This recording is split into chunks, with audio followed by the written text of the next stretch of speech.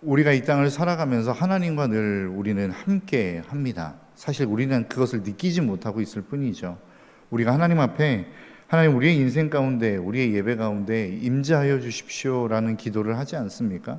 근데 사실 그 기도의 내용을 보면 사실 하나님이 이곳에 계시지 않은 것이 아니라 우리가 그 하나님과 관계를 맺지 못할 뿐이고 좋은 인격적인 교제를 하지 못하는 것입니다. 하나님은 언제나 우리와 늘 함께하고 계시고 언제와 늘 우리와 동행하고 계시죠.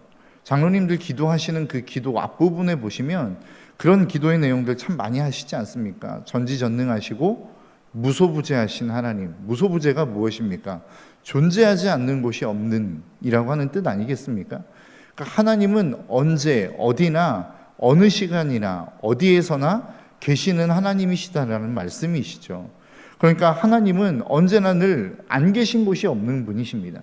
그러니까 지금 우리가 이곳에 있고 하나님 언제 우리와 함께 하시지라고 생각할 수 있을지 모르겠지만 하나님은 지금도 우리와 함께 하고 계십니다. 우리가 그분을 느끼지 못하고 있을 뿐이라는 것입니다. 하나님의 음성 역시도 마찬가지입니다. 하나님은 언제나 우리에게 말씀하고 계시죠.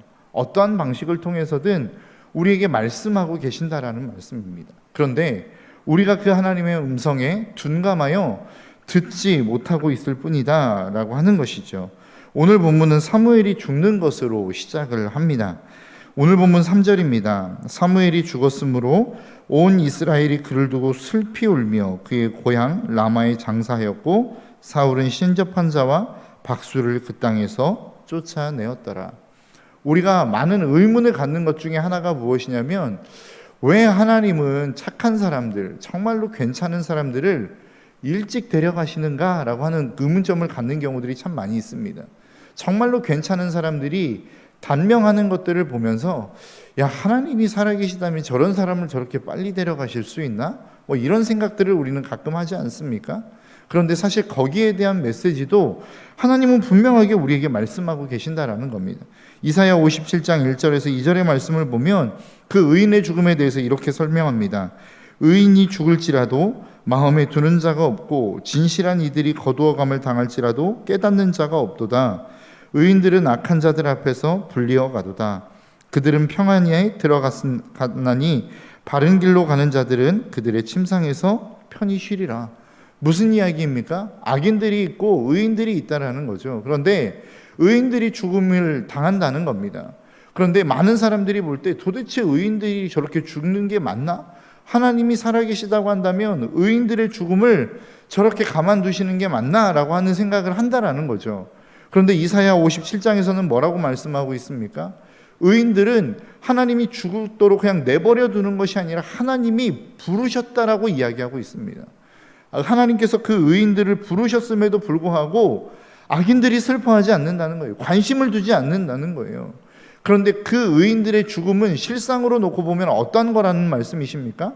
그 모든 것들이 편안하게 쉬는 자리, 평안한 안식의 자리로 하나님이 부르신 것을 많은 사람들은 잊고 있다라고 이야기하고 있는 겁니다. 그러니까 어떻게 보면 심판이죠. 왜 그렇습니까? 하나님의 뜻을 따라 살아갈 수 있는 삶의 모습을 보여주는 의인을 데려감으로 말미암아 악인들이 자신들의 삶이 얼마나 악한지를 깨닫지 못하게 만드시는 하나님의 심판이라는 것입니다. 그러니까 그 악인의 죽음에 역시도 하나님이 우리에게 말씀하시는 하나님의 메시지가 있고 음성이 있다라는 사실이죠. 그런데 우리는 그 음성을 둔감하여 듣지 못하는 것뿐이라는 것입니다. 그래서 오늘 본문의 그 사울의 죽음을 가지고 하나님은 이스라엘 백성들, 특히 사울에게 메시지를 던지고 계신다라는 겁니다. 그래서 어떻게 보면 사울이 잠시 정신을 차린 것 같습니다. 앞에서도 읽었던 것처럼 오늘 본문 3절의 말씀에 이렇게 이야기하죠. 사무엘이 죽었으므로 온 이스라엘이 그를 두고 슬피 울며 그의 고향 라마에 장사하였고 사울은 신접한 자와 박수를 그 땅에서 쫓아내었더라. 그러니까 사울이 어떻게 했습니까? 정말로 힘들고 어려운 상황 속에서 사무엘이 죽었어요. 그 사무엘의 죽음을 바라보면서 잠시 정신을 차린 것 같습니다. 그래서 어떤 일들을 행하죠? 그가 신접한 자와 박수를 그 땅에서 내쫓는 일들을 합니다. 무당들을 내쫓고 신접한 사람들을 내쫓는 일들을 합니다. 어떻게 보면 종교개혁과 같은 일들을 단행했다라는 것입니다. 그리고 그 일들을 행함으로 말미암아 잠깐이나마 내가 하나님께로 더 가까이 나아가고자 하는 그러한 열정과 소망을 보였던 것 같습니다. 우리의 인생도 마찬가지이죠. 우리가 신앙의 나락을 향하여 가고 있다 하고 우리의 신앙이 정말로 힘들고 어려운 정신 차리지 못하는 신앙생활을 하고 있다 할지라도 우리의 마음 가운데 드는 생각이 무엇입니까? 내가 여기에 머물러 있으면 안 되는데, 내가 신앙생활을 이런 식으로 하면 안 되는데 라고 하는 생각들을 우리는 하지 않더냐라고 하는 거예요. 사울도 잠시 그런 생각을 했던 것 같습니다. 힘들고 어렵고 다윗을 잡아 죽이려고 하고 제사장들을 죽이고 이런 수많은 악행들을 행했지만 사무엘의 죽음 앞에서 야, 이제 내가 정신을 좀 차려야겠다라는 생각을 가지고 신접한 자와 박수들을 그 땅에서 내쫓는 일들을 했던 것 같아요. 그런데 문제는 무엇입니까? 그렇게 했으면 좀 좋은 일들이 일어나야 되는데 그 앞에 위기가 찾아온 것입니다. 오늘 본문 5절의 말씀에 보니까 이렇게 이야기합니다. 사울이 블레셋 사람들의 군대를 보고 두려워서 그의 마음이 크게 떨더라. 그 어려움이 찾아온 것이요. 블레셋 사람들이 군대를 몰고 지금 이스라엘에 쳐들어오려고 수많은 군대를 모아가지고 그 앞에 서 있는 겁니다. 그 군대를 보며 사울이 지금 느끼는 감정이 무엇입니까? 두려움 가운데 사로잡히기 시작했다라는 거예요. 더 나아가 오늘 본문 15절의 말씀은 그의 상황을 어떻게 표현하고 있냐면 그 스스로가 사무엘이 사울에게 이르되 내가 어찌하여 나를 불러 올려서 나를 성가시게 하느냐 하니 사울이 대답하되 나는 심히 다급하니이다. 사울이 이야기하는 게 뭐예요? 나는 지금 두렵기도 하고 다급하기도 합니다 라고 하는 이야기를 지금 사무엘의 마음 가운데 스스로가 자신의 영적인 상황을 이야기하고 있다는 것입니다. 여러분, 왜 사울이 이러한 마음을 가질 수밖에 없었을까요? 왜 두려운 마음을 가질 수밖에 없었고 왜 다급한 마음을 가질 수밖에 없었을까요? 그의 마음 가운데 하나님을 떠났기 때문입니다. 이유는 너무나도 간단합니다. 여전히 그는 왕의 자리에 있어요. 여전히 그는 그 어떤 누구도 그의 삶에, 그의 명령에 토를 달 수 있는 만한 사람은 아무도 없는 상황 가운데 있는 왕의 위치에 있단 말입니다. 그런데 그는 여전히 두려움 가운데 사로잡혀 있고 여전히 조급함 가운데 사로잡혀 있다는 것이죠. 왜 그럴까요? 그의 마음 가운데 정말로 그 삶의 평안을 주시고 생명을 주시는 하나님을 버렸기 때문입니다. 그래서 하나님을 버린 인생들은 그 마음 가운데 두려움이 있고 조급함이 있을 수밖에 없습니다. 여러분들의 마음 가운데 혹시라도 두려움이 있으십니까? 조급함이 있으십니까? 그렇다고 한다면 우리가 해야 될 일은 무엇입니까? 우리의 마음 가운데 그 하나님을 채우는 일들, 우리의 삶에 다시 그 예수 그리스도를 삶의 주인으로 모시는 일들을 우리는 감당하며 나아갈 수 있어야 된다는 것입니다. 정신과 의사이자 심리학자인 빅터 플랭클이라는 사람이 그런 이야기를 했다고 하죠. 이 사람은 그 삶의 방향을 잃어버리면 더 속도를 내게 되어 있다. 무슨 이야기입니까? 많은 사람들이 바쁘게 살아요.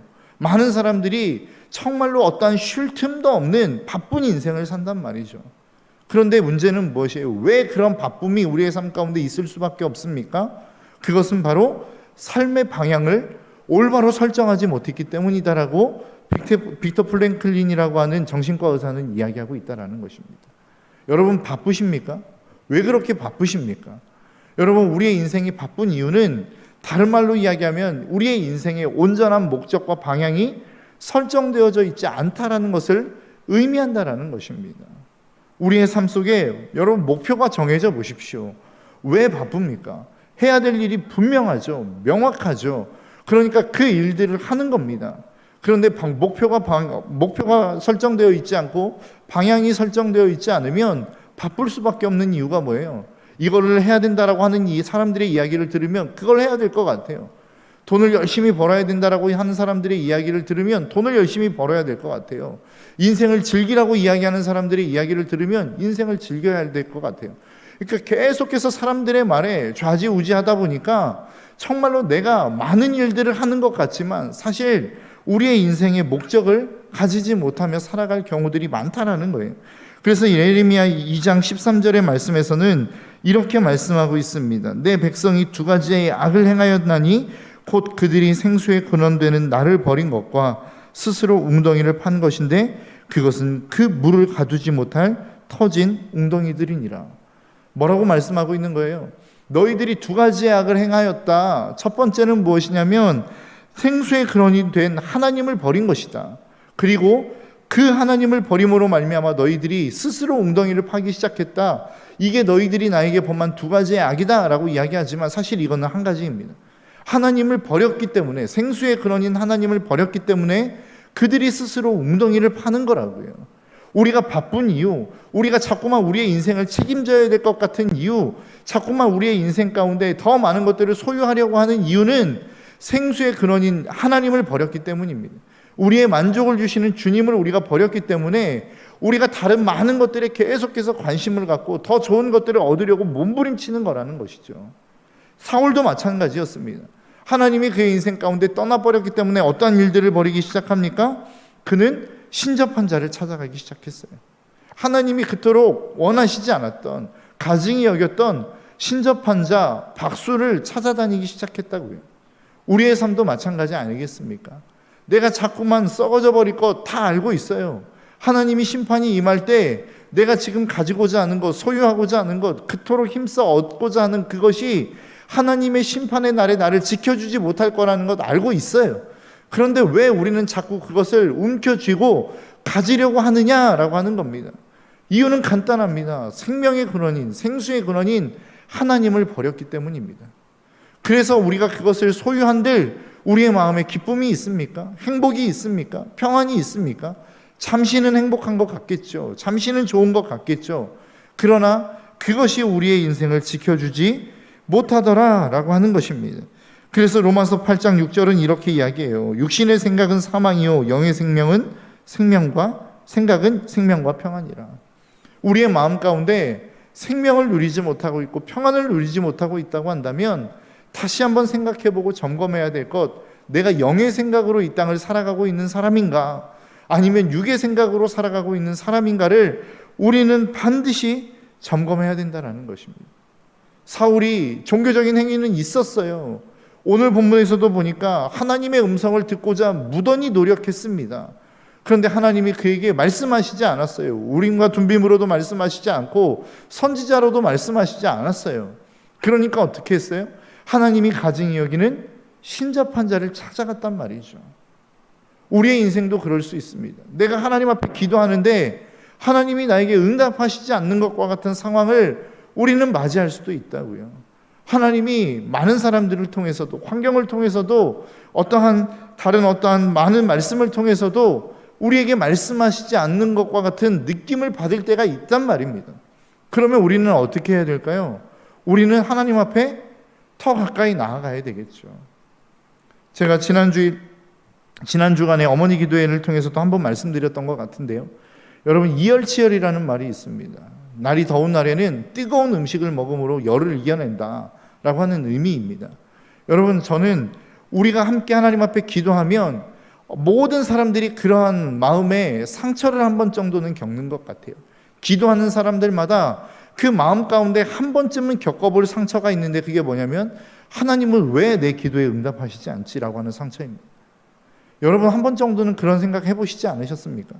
다른 사람들의 기도는 잘 응답하시는 것 같고 다른 사람과는 깊은 교제를 누리는 것 같고 다른 사람과는 늘 여전히 친밀한 동행을 하시는 것 같은데 나는 그러지 않은 것 같아요.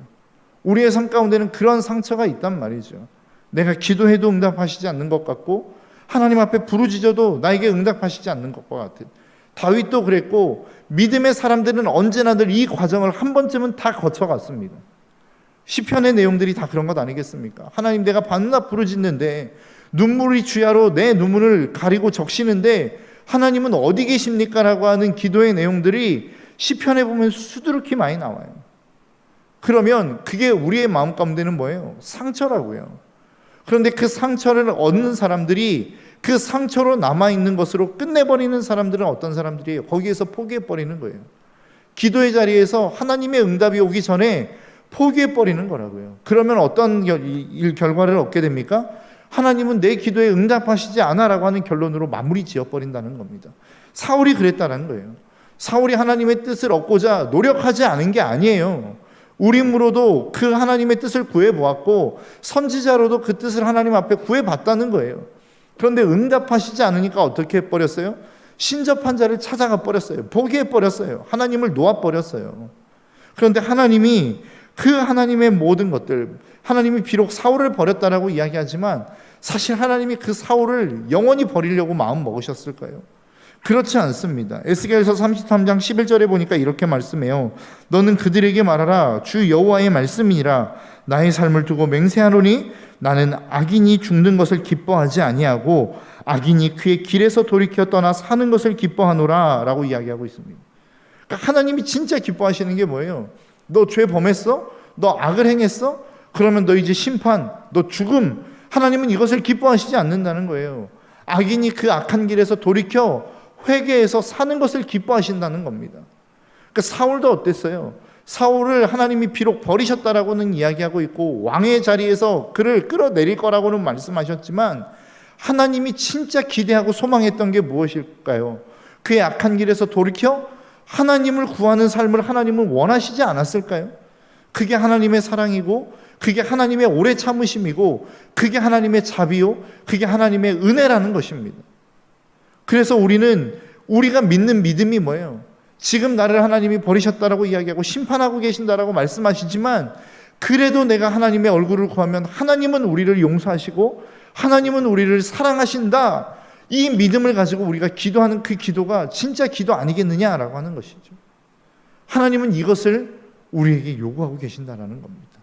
여러분들의 삶 가운데 정말로 내가 기도해도 하나님이 응답하시지 않는 것 같고 사울이 오늘 본문에서 느끼는 것처럼 우림으로도 말씀으로도 선지자로도 응답하시지 않는 것과 같은 그 상황 속에서 우리가 해야 될 일은 뭐예요?